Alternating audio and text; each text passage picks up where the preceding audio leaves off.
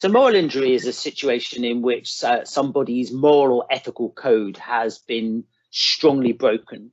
So this might be in a military sense where you try and do a particular operational activity and you think you're doing a good thing, but you find out lately that actually it's gone wrong and something bad's happened.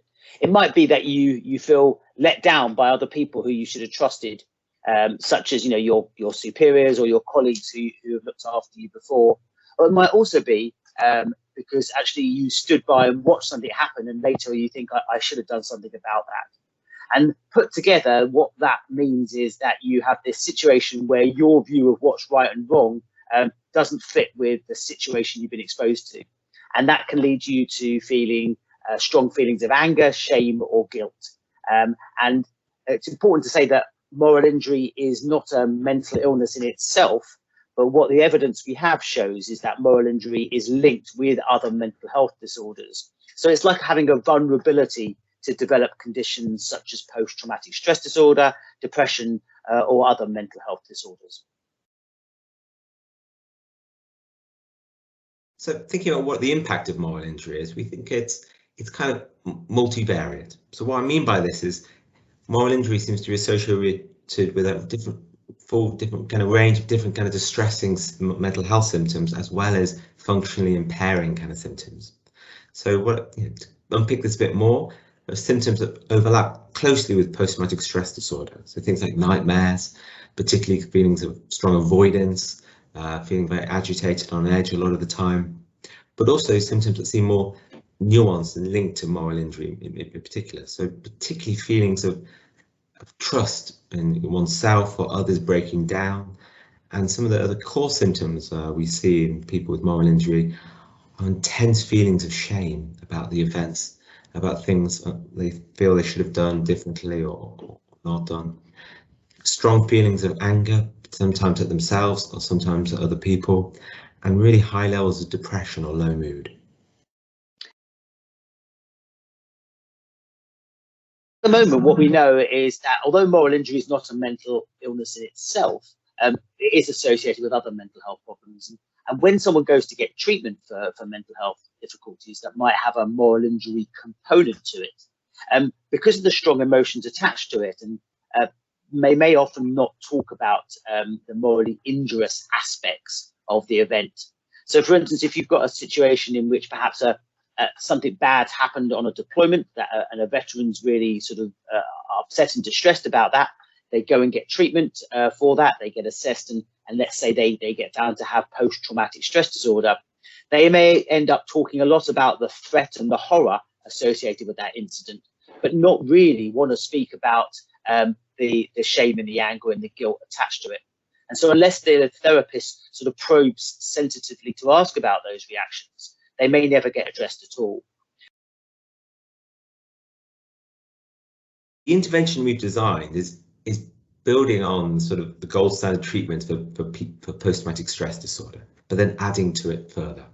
So what we've really been doing is thinking about how can we help people cope with some of these really difficult memories that keep coming back to them. Part of that is what we think of as reprocessing. So to go through the memory and think about it in different ways, think about kind of new information that we know now that we didn't know at the time of the memory. The other part is really thinking about trying to make amends or forgiving ourselves and finding ways to make amends to other people if we feel that there were things that we should have done that we weren't able to do. So what can families do to help and help both themselves and the veteran? Well, I think the key thing is to be there to talk, to be there to be able to listen as well at times, and to understand that actually some of these things that people have gone through may be really difficult for them to talk about, so be able to hear them without judgment. It could also be helpful to help people try and think about them from a different perspective, to try to think, actually, what do we know now that you didn't know at the time? But it's really the key thing is about being there to talk, to act, to give people that kind of support when they need it. On the flip side, let's think about what families can do to help look after themselves as well. And it's similar, the importance of talking, the importance of connecting, both to their friends and family and kind of wider society around them. And that's what I think is key. I think it's important to recognise that for family members, to recognise that moral injury is something, although it's been around for a long time as a concept, not everybody knows about it.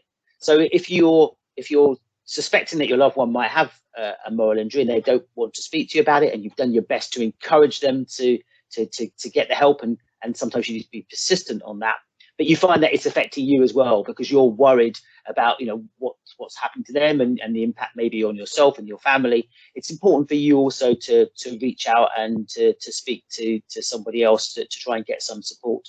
The good news is there's lots of organisations out there, you know, both NHS but also charitable organisations that do offer support for armed forces community members, including family members.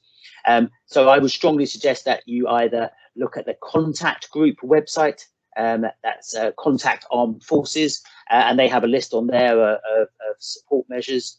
There's also the Veterans Gateway, which is available to family members as well, and they may be able to direct you towards different sorts of support.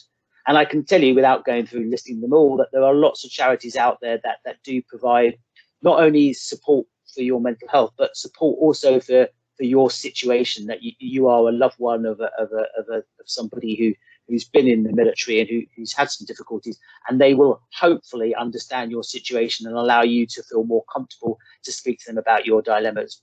And the good news is that the better situation you find yourself in psychologically, the better you will be able to support your loved one in getting them to go and get the help that they need, and also whilst they're getting their help as well, because therapy itself can have its ups and downs whilst people improve.